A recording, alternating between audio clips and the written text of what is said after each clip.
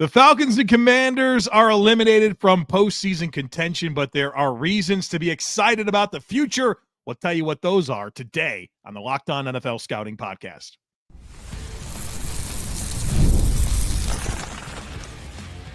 You are Locked On NFL Scouting with the Draft Dudes, your daily podcast for NFL and college football scouting.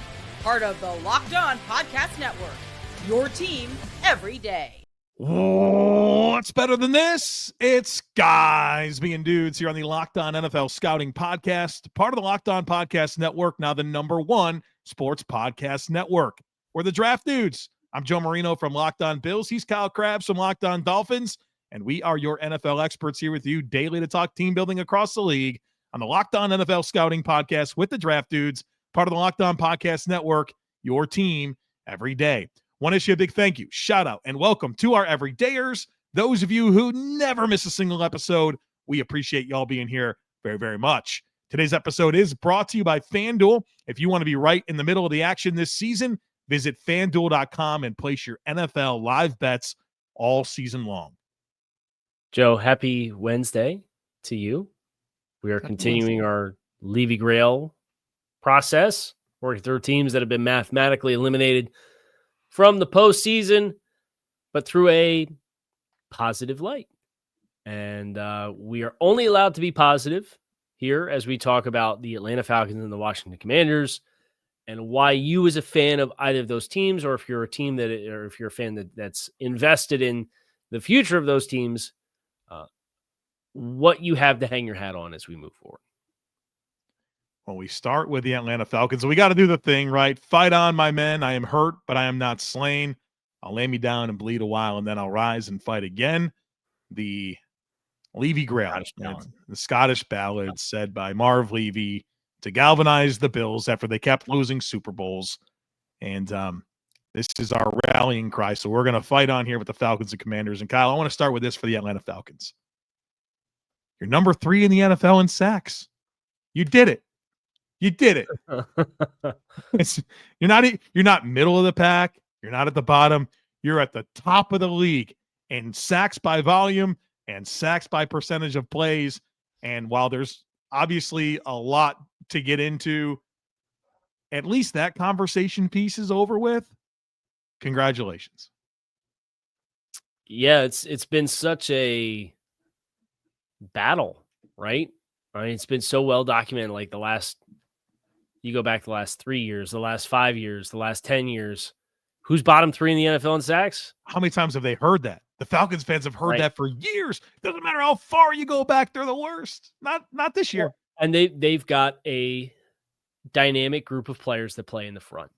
And I think that's not a bad thing. Right now, you have to play a certain style of football to fully maximize and unleash that. And you've seen that in the games where they've had success this year, right? The challenge is, I think, diversifying your personnel group. I think we probably need a little bit more teeth in the middle. But I think there's a lot to work with a young defense that's had a lot invested in it. They're third in the league in sacks, Kyle. They don't have a player with more than 6. This is everybody eats, but when it comes to rushing the passer.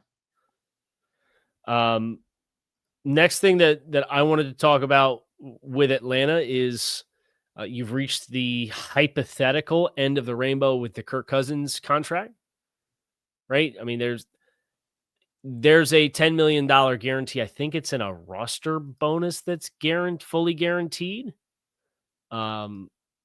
For as far as it's a roster bonus.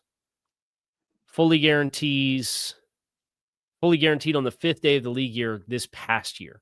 So they could move on and save $35 million in base salary for Kirk Cousins this March. And I would expect that Kirk Cousins will not be on the roster at the cost in which they're on the hook for.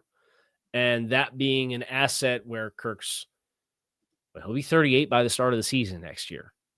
He's getting his time in the sun. He's maybe getting a little bit of an audition to interest a team. If maybe a team wanted to trade for him and rework his contract, hypothetically, maybe that's in play for you.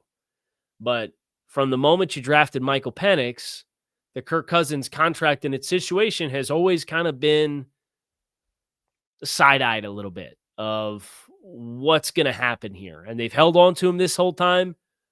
You probably will not have this extra layer and the extra investment from a cash perspective that you can use on the rest of your roster in 2026. Listen, I don't know if it's next year, in 3 years, 5 years, maybe even in 10 years. But Matt Ryan. Matt Ryan. You think about Phillip Rivers, huh? Yes. You wait till you see where I'm going with this. Wait till you see. I don't know if it's going to be in 3 years, 5 years, maybe even 10. Eventually, Kirk Cousins will be starting games for the Indianapolis Colts. I really like a lot of the offensive infrastructure in terms of personnel. You got an A-list number one young receiver in Drake London. You got an A-list number one running back in Bijan Robinson. And you've got a really nice offensive line. Jake Matthews, Matthew Bergeron, Ryan Newsel has been an absolute answer at center. Chris Lindstrom at right guard. And then obviously the injury to McGarry at right tackle was not great this year. But you have two top-tier playmakers and an offensive line in place that is going to give you a chance moving forward with what, hopefully it's Michael Penix next year, comes back healthy and can be the dude. But that type of infrastructure is really solid for the possibility of what your quarterback can do. And I think that's something to be excited about. I think another thing for me, when you look at the 26 roster and the players that they currently have under contract, you know how many players are older than 30? Probably not many. So Kirk Cousins, are we accepting we're going to lop that one off the top?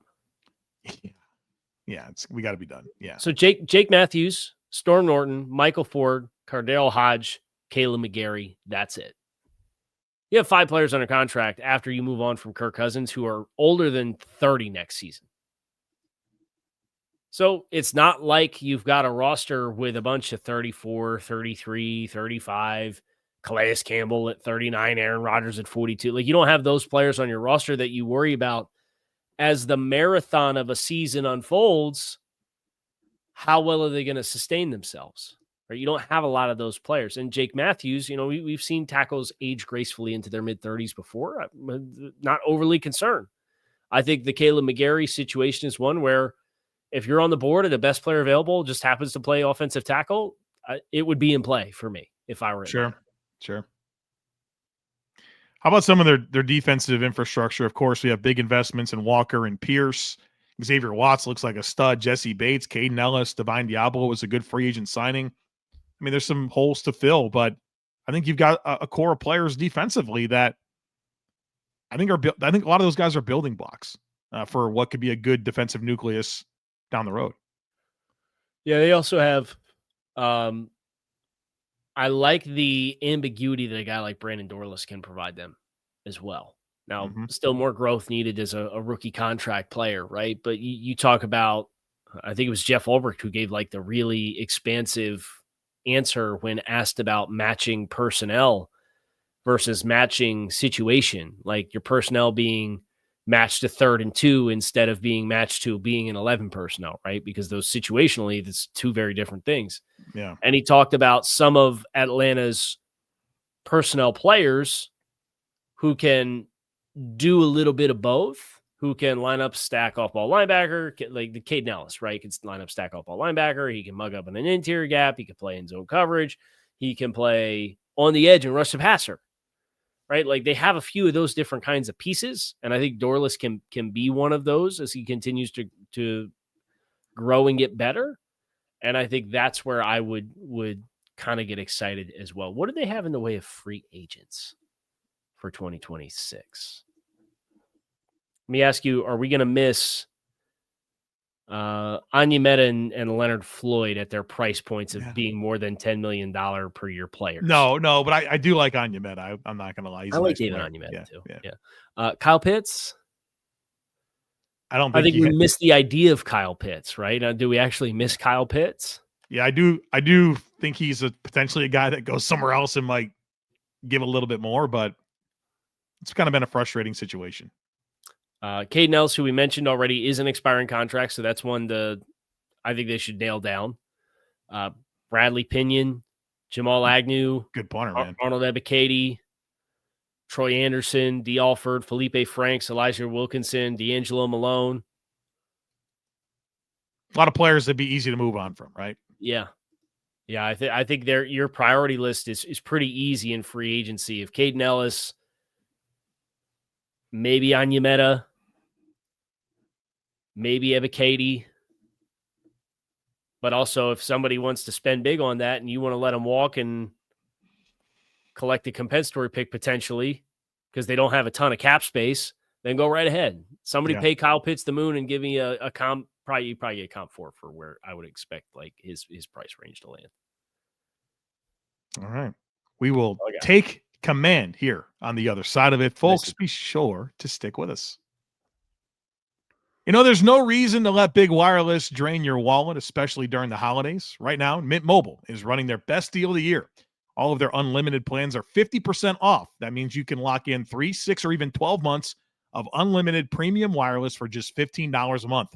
It's the easiest way to take your overpriced phone bill and give it the full Scrooge treatment. And what makes this even better is how simple Mint makes the switch. No contracts, no nonsense, just real savings and real quality service.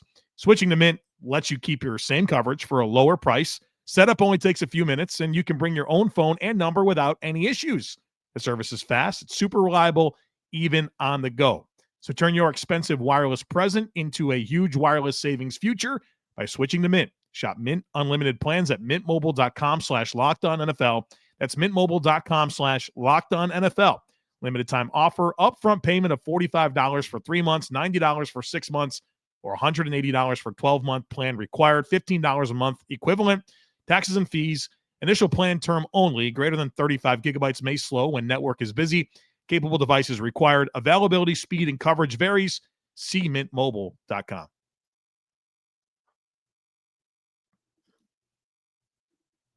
Take command. Take command with $81 million in cap space. And a top 10 pick. And a top 10 pick. We could do some damage here. Now, I'd like to start with advocating for an opportunity to learn from some lessons of this past offseason. And we're only allowed to be looking at my notes here?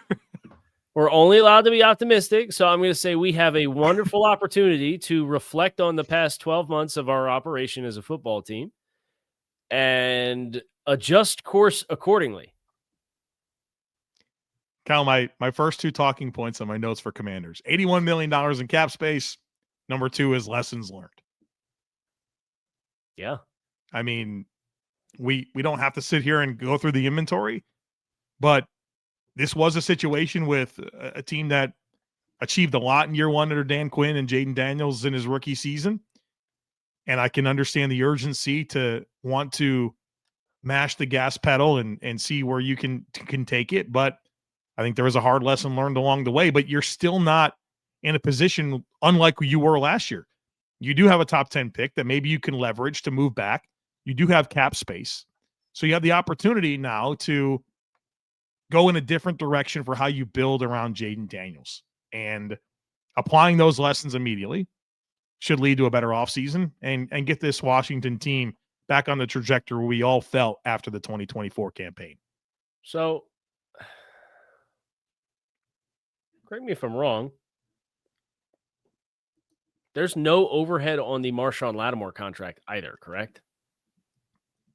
What do you mean by overhead? Like, they didn't restructure his contract at any point. I don't think so. No. So that's what both Spot Track and Over the Cap have, as you could move on from Marshawn Lattimore this offseason and save $18.5 million in cap space with no dead cap. If that's true, and I'm inclined to believe that it is because I know they traded for him at the trade deadline, right? And that was last year that they traded for him at the trade deadline? Yeah. And then in 2025, he's on the books for $18 million because he had a $16 million base out. Yeah, man, like you've got $16.5 million in base salary that you could pay, but you're not beholden to eat it. And it's the last year of his deal. That trade has not worked out for Washington, and I'm putting that mildly, right? So I would leap at the chance. They've got $25 million in cap space this year. So you talk about $81 million in cap space, you can do rollover cap You could make one roster transaction and add another $40 million to that. I think a lot of that should be on the table, and I think they probably need to look at some of the veteran contracts and make sure that they're well aligned for a sustainable nucleus around Jayden Daniels. This team was really banged up this year too, right? Not just Jayden Daniels, but Terry McLaurin, of course, Sam Cosmi with a very late start to the campaign. Yeah. Dorrance Armstrong's their best pass rusher. He's on the shelf. Lattimore hurt, right? Like, you can look at a lot of the really important players this team was counting on, and they weren't available. And not that really, it doesn't change anything right now, but it helps you understand a big reason why this season didn't go in the direction that it would. And that sucks to see Zach Ertz injured right now. So it's going to be good to put that stuff behind this football team and get that fresh slate going into 2026. Joe, this is the oldest roster in football on the 53-man roster by nearly a full year than the next closest team in the league. So you want to talk about a team that's hurt. Why? Average age on the roster is almost 29 years old. The average age on the roster is almost 29 years old. Come on now. Now, this is all through the lens of lessons and applying lessons to 2026. Right? We're only allowed to be positive here. But I think it's very easy to look at, we raised the floor of the organization and caught lightning in a bottle with Jayden Daniels in year one. Yep. We doubled down on that process. And the other side of the coin has reared its head in 2025. So we have to change our process. And I would like to think that Adam Peters, with his background in San Francisco and seeing some of the roster transition stuff that they've went through too, he's seen it, and you're seeing a team in San Francisco this year that's got $100 million of cap space and let a whole bunch of players go in free agency this past year. But they come out the other side of it because they kind of get back into the pool of drafting, and they're not making all their first draft picks in the third round like they were in the Trey Lance window, right? Yeah. So I think it's very easy to set a correction course, and you're not too far down the road where you can't just change course. Yeah. So it just 100%. Changed course. Yeah. How about Josh Connerly and his transition to right tackle? I think that started off pretty poorly, but I think over the last half of the season, it's gotten a lot better. And I think you could point to two things: not only his own time on task increasing, but the return of Sam Cosmi to the lineup at right guard. And I think that has the potential to be a really, really solid right side. After now, I think it's good to have the growing pains behind you. Yeah. And feel good about what you have in that first round investment. It hurts my heart. Big Josh Connerly guy. I'm happy for him. See him succeed. Coming together though. Yeah. But no, it's like, I wanted him, right? Like, yeah. So it hurts my heart in that regard. Speaking of young players, Jalen Lane is showing a little bit of something at wide receiver as a day 3 pick for them. Special teams background as well. Bill Krosky-Merritt as a 7th round draft choice, right? Like, there's some buzz there, and the buzz hasn't necessarily met the preseason buzz, but nevertheless, they spread the ball around, man, in the backfield. You got a couple day 3 skill players that are rookies this year that I think have shown some life, and you feel good about them being role players for you moving forward as well. You also have a chance to have a fully get Jayden Daniels healthy this offseason, right? You have a chance to kind of hit the reset with the quarterback in going into year 3 in what has just been a house of horrors for Murphy's Law. Anything and everything that could go wrong has felt like it's gone wrong for Jayden Daniels individually this year. Last thing I had down was kind of the divisional outlook. Philly seems really vulnerable, right? And I think they're going to have to make some changes in the offseason with some coaching and with even some key players on their roster. Okay. Dallas, I'd never completely trust under Jerry Jones to get it all right. And the Giants are getting a new coach. You've got Jayden Daniels entering year 3 with probably a good amount of continuity with the health stuff that we've talked about in the rearview mirror. Like, yeah, you got to feel pretty good about entering 2026 and examining the divisional landscape and what the opportunities are ahead for Washington to kind of reload this offseason? Teams that have lower cap commitments than Washington this year. And this feeds into your point. I know you already mentioned cap space as just a pure number, but the Chargers, the Raiders, the Titans, the Jets, the Rams. I know. What are the Chargers and Rams doing in this conversation, right? The Bengals and the Seahawks. Doesn't matter. Doesn't matter that the Bengals are on that list. It doesn't matter. Because they're going to spend money anyway. They're going to spend money. Doesn't matter. Washington, I think, has a lot to work with, even if they don't have like marquee draft capital. And I'm eager to see what they do and how they choose to do things the same and or different this offseason. I think I just had an epiphany thinking about that list and thinking I'm dismissing the Bengals. And I've already kind of taken a shot at Dallas in this segment as well. You're no longer that team, Washington. You used to be. You used to be in that. What a great final talking point. It used to be a punchline team, right? You're not. And yeah, even in a bad year like this year, you're not. Snyder. Yeah, and so you look at how you're bad and you say, I understand why you're bad because you guys had horrible injury luck all season long. Didn't have some balls bounce your way. A little bit of an older roster, so maybe you did some of it to yourself a little bit, but at the same time, how about the Raiders on this list? Raiders are a punchline team right now. Tom Brady came in, hired John Spytek and Pete Carroll, and Spytek's playing the long game, and Pete Carroll's playing the short game, and Chip Kelly's the most expensive offensive coordinator in football, and he didn't make it to December. Like, it's about bad process. Yeah, good call out. That Washington, your reputation has changed very quickly, even in the midst of what's been a disappointing season.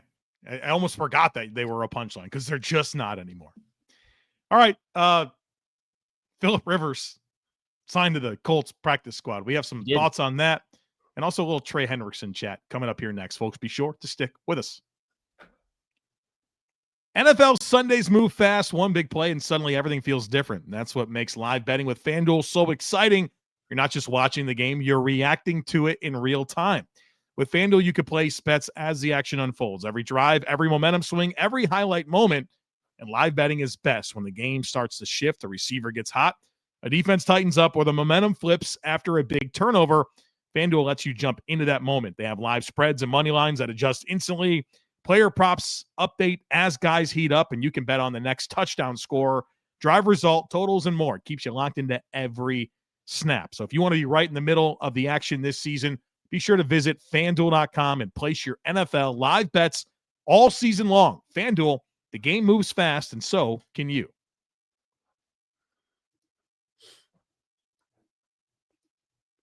All right, so Phillip Rivers is back. So is our background. And so is our background. I blacked out, just like I blacked out when I found out that Phillip Rivers, 5 years removed from playing in the league, is officially back with the Colts practice. And they changed their practice schedule this week, too. Did you notice that? No, I'm not well acquainted with the Colts practice. So they were going to do like a walkthrough or something like that. And then they moved everything back a day. And now they have 3 practices. Okay. They're getting no more time on task to get Phillip Rivers ready to go into Is that Seattle. Necessary? They ran the same offense at the high school. This is at Gunners High School, Kyle. They ran the same offense as the Colts. He's ready to go. Is there another team in the league that's had like this outrageous press puff, Jeff Saturday, interim head coach out of left field, Phillip Rivers, how amazing, I ran the same offense that Shane Steichen did in high school, so I don't need to be prepped at all to play, and I'm just going to come in and play. I can't think of another team that's had moves like this that are so far off the beaten path, and I get it. It's out of necessity, right? I understand. Your hands are tied because you've got 3 injuries at quarterback, and there's only so much you can do. I understand going off the wall, but like the glow that this is being given as this is like some no-brainer great thing, Phil's just going to step in and play, no questions asked. I hope he does, because like I kind of wouldn't put it past Phil to let it hang loose. But you're going to go play in Seattle against the Seahawks defense, and you haven't played in the NFL in 5 years? Okay. Okay. And it's just being acted like it's this wonderful, no-brainer, good thing that's happening. And I'm just very skeptical. As a non-Colts fan, cool, right? Like, I want to see it. I want to see it. It's not my life, that's at stake here. I think it's interesting. There's a piece of me that just kind of wonders, like, maybe this is going to be okay. They got a pretty good offensive line. They can run the ball with John Taylor. They got skill players. And Phillip Rivers can look at a defense and know where to go with the football. I mean, I don't think he's going to be freelancing back there, right? He's going to, run the offense. Man, he's also going to go against Seattle. This defense is nasty now. Nasty. In Seattle. All the defenses that they're going to play are nasty. They get Jacksonville and Houston after San Francisco. Robert Saleh. Like, they don't have the Raiders, Titans. Why am I doing this? Bad defenses on the docket. I'm fascinated to see how it turns out. There's a part of me that does and a part of me that does not want to see him play this week.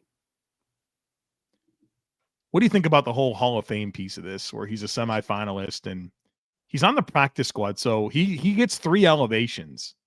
But he does not compromise his Hall of Fame finalist or semifinalist status until he's on a game day roster. So if he gets elevated for a game, even if he's on the practice squad, it's over. Yes. I mean, here's the reality. I'm a Phillip Rivers fan. He's not a first ballot Hall of Fame quarterback, right? Is he? I don't think he is. And especially, isn't this Drew Brees' year? Maybe that's part of it. It's like, you don't mind resetting the clock, man. 63,440 passing yards, 421 touchdowns. A 9-time Pro Bowler. 8-time Pro Bowler. You think he's a first ballot Hall of Fame quarterback? And he's got great numbers. Who has a better resume for the Hall of Fame? Phillip Rivers or Matthew Stafford right now? I would think Matthew Stafford. I don't have the numbers in front of me, but I think Matthew Stafford's he was like the first to every threshold that there is, right? The first to 30,000, the first to 50,000, the first to however many touchdown passes. So Matthew Stafford has nearly the same amount of passing yards.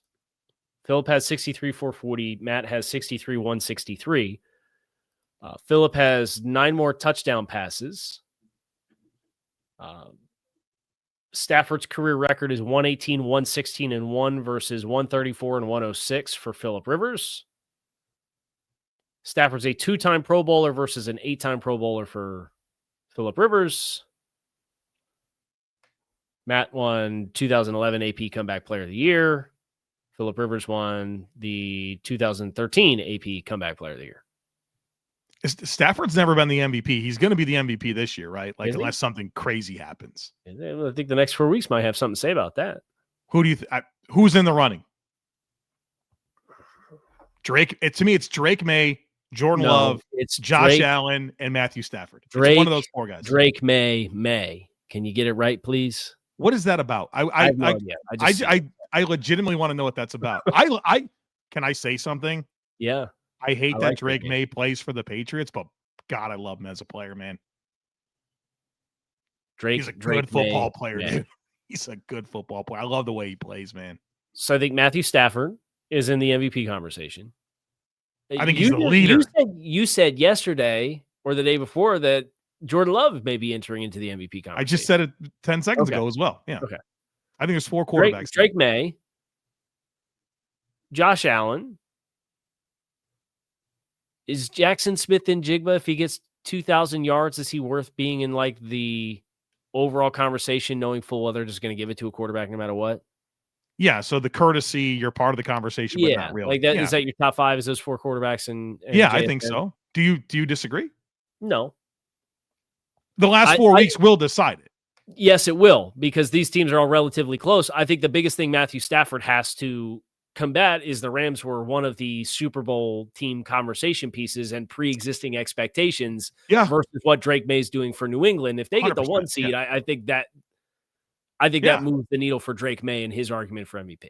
And Matthew Stafford, whatever you think about it, he's going to have Sean McVay, Devontae Adams, and Puka Nacua. Right. And you know what I mean? And a great running game too. Yes, and a great defense, which you're not going to be able to say that about Drake May or Josh Allen. Jordan Love has the defense. May.